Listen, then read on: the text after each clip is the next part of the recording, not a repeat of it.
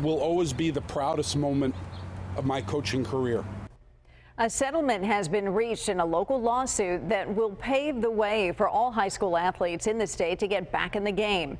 2 weeks ago, a local judge issued a temporary restraining order in that case, allowing high school sports to resume in the county, but under the same strict testing guidelines as college and professional sports.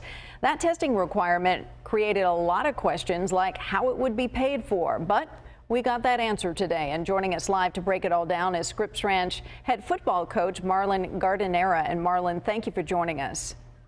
Thank you. Well, let's start right there, Coach, with the testing. You said today that it will not be a case of the have and the have-nots, that it will be paid for. So walk us through how it'll work. Well, we were concerned. We knew we were going to stick with it in terms of the fight to get kids back in sports. And after settling with the state, we were there. But we didn't want that to be the end of it, because there would be a number of kids who maybe are at schools with less resources, maybe not the know-how to get things going in terms of testing. So we sort of created an alliance with a number of institutions and partners, people who are very familiar with testing all over the country, and said, we've got a problem and we think they could be the solution. So we put together testtodayca.com, which is that partnership, where people can go, enter their information, and they'll be contacted, so we can bring no-cost testing to schools all over the state. It's unbelievable that so many things are happening at one time, but we really want to make sure every kid has an opportunity, and we don't want any of them to miss out, like you said, for lack of resources. And that could happen as soon as when? I can tell you, I see the emails streaming in steadily since the news broke this morning that all high school sports could return, and knowing that there are very strict testing requirements, and knowing that there aren't a lot of resources for schools and school districts and club sports to put that together, the minute we announced it, it's been a non-stop steady stream of people going to testtodayca.com to see what we can do for them. All right, so bottom line, what today's settlement actually means. Yes, it's a victory, but the governor hasn't signed off on it yet, as I understand it. And who else needs on the county level to sign off on it as well before it's all systems go for athletes? Well, the proposal we actually settled on came from the state. So I would imagine that there at least had to be some awareness before they made the proposal to begin with. And in essence, they offered us everything we asked for in our local suit, seeking equal protection under the law to allow high school students to play like they let collegiate and professional athletes. But it did require that we meet that collegiate standard. But to think that there's no awareness of the details of the settlement seems a little awkward, because they offered it.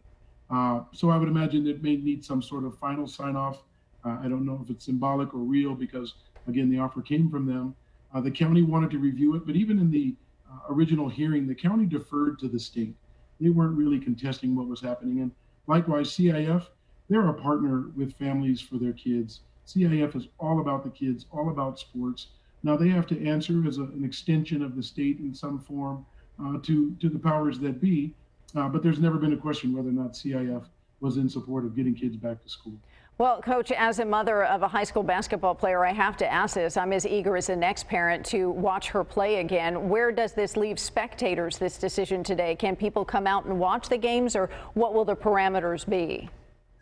Well, actually, the California Department of Public Health has already updated the youth guidance, in that it does say that parents can be at games, immediate family members only. However, the decision still remains with local school districts. While they have the ability to play, they can't be forced to participate. So I know there are school districts all over San Diego County that will be allowing the immediate family. I've only heard rumors about what San Diego Unified School District is going to do. I can't confirm it. It seemed like they certainly were being cautious, and there may not be an opportunity, but I'm not certain. But I would encourage people to find out. We've come this far, and the kids have had an opportunity finally to have some hope, to thrive again through sports. And obviously we would love to have the parents there when we can get out there. Yes, I haven't embarrassed my children in a long time in the stands. So thank you, Coach Gardenera, Marlon Gardenera, for once again being with us and letting us know more about this decision and how it impacts San Diego. Thank you. And we also want to thank you. The media takes a lot of heat from a lot of people, But without the media in this case, I don't think our message gets out there.